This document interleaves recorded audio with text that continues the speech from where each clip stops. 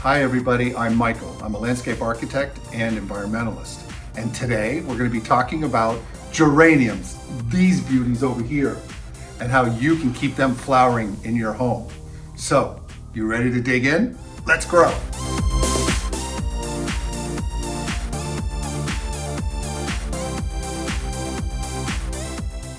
These beautiful geraniums go by the botanical name Pelargonium hortorum. They're native to Africa, and there's some other common varieties that are out there. We have the zonal type, but there's also an ivy type of geranium. And those are more used in hanging baskets where they'll cascade down. You'll see them in those picturesque videos in Europe, and some of those travel magazines and travel websites. So to talk about the zonal here, they have this wonderful, deeply lobed reniform leaf shape, and we'll zoom in so you guys can see it up close. And it has a wonderful woodsy scent.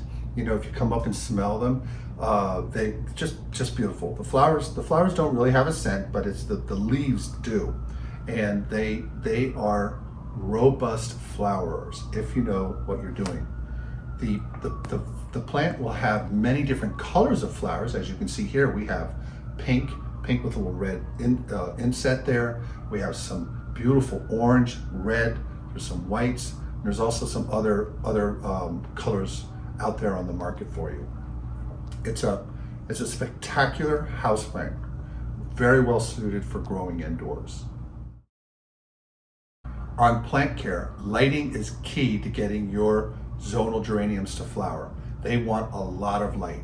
They actually can grow outside down here in South Florida from zones 10 through 11, and they will easily take 1,000 foot candles.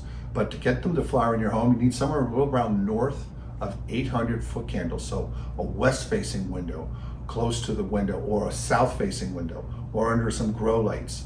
They'll start to flower for you. If you don't have them with enough light, they'll look pretty and they'll flower occasionally, but they won't give you this robust amount of flowering. That's why we were showing you in the intro where we have ours. They're pretty close to a window. We don't have the blinds always open there because we don't want to scorch them, because we have some other plants there that like a lot of light but don't want direct afternoon sunlight. But these guys have responded very well. This pink one here has been flowering off and on, I don't know, for 2 years. It's amazing. What you can do for the flowers is to deadhead them after these are done flowering. You can pinch these flower stalks, and this one is just finished flowering from its peak, this beauty here.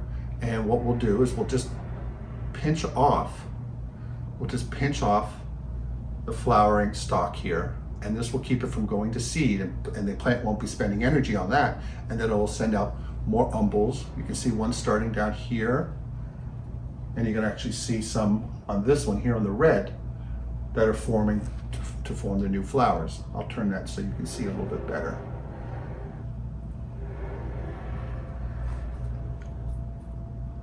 And then there are the umbels. Super pretty. And we'll zoom in later when we go into the written care instructions, the detailed written care instructions, so you can get all the detailed information you need for your geraniums. The other thing that you want to do is getting the right amount of soil. You want a well-drained potting mix. You'll maybe see us repeat this time and time again in our other videos. The potting mix we like is a Miracle Grow indoor potting mix. We like to add some perlite to it, so it's well-drained.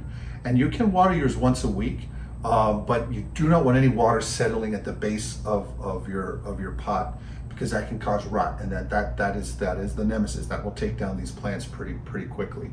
And if you're growing them outside, since we live here in South Florida, I'll speak a little bit real quick about growing them outside.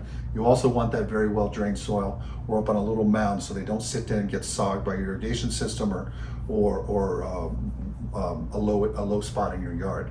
Very important to make sure it's well drained, and they'll respond very well to that.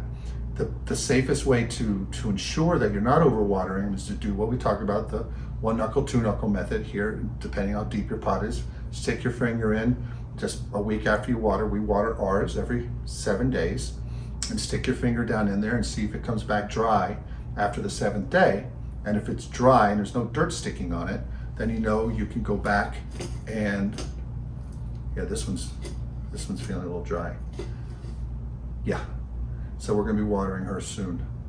That means you can go back and add some water. The geraniums are actually pretty tough in regards to need for fertilizer. You can just use a well-balanced liquid fertilizer, a 20-20-20. They'll respond fine. You don't need to have a bloom booster type of fertilizer. You can, if you'd like. And since ours, we're down here in Miami, so we get a little bit more light year round, and than folks that live up north. So that we can fertilize ours a little bit longer, from like April through November, and then we just throttle back a little bit during the dead of winter for us, which whatever you call dead of winter here down here in Miami. It's just cool. So on pests, now to speak to pests, ours have been very fortunate. We haven't had any. We love Hoyas. We have a lot of Hoyas in our home, and mealybugs. They do get in sometimes when we test out or get a new plant or bring one home. We try to make sure in quarantine and get rid of any pests. But boy, the mealybugs. If there's a mealybug on any plant, it seems to find our Hoyas. But it does not seem to get to these guys. We don't have any aphids problem. We don't have any spider mite issues with them. So we're very happy in that they're pretty tough and resilient in that regard. The plants are just great. They are not a lot of headache. And if you want some color in your home, brighten up a space, highly consider you look at getting a zonal geranium. And just to remember, always think about deadheading your flower. This one's just finishing its flowering cycle. Break that off, cut it off, and a new flower stalk will erupt, and you'll get another bouquet of beautiful, beautiful flowers. Y'all look at this orange one. She's just crazy pretty. Oh, I'm knocking off some of the petals. I'm so sorry. Look at this. So pretty. So beautiful. So beautiful. I'm going to bring it around to show you the red one too, because that one is so striking. Look at it. So striking. And a new one's ready to come.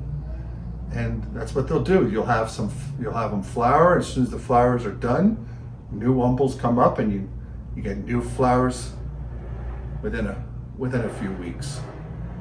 And they last quite a bit of time. They do last for a while. They just don't fall off. This one here, we were out of town. This one's been flowering for weeks, at different stages of flowering.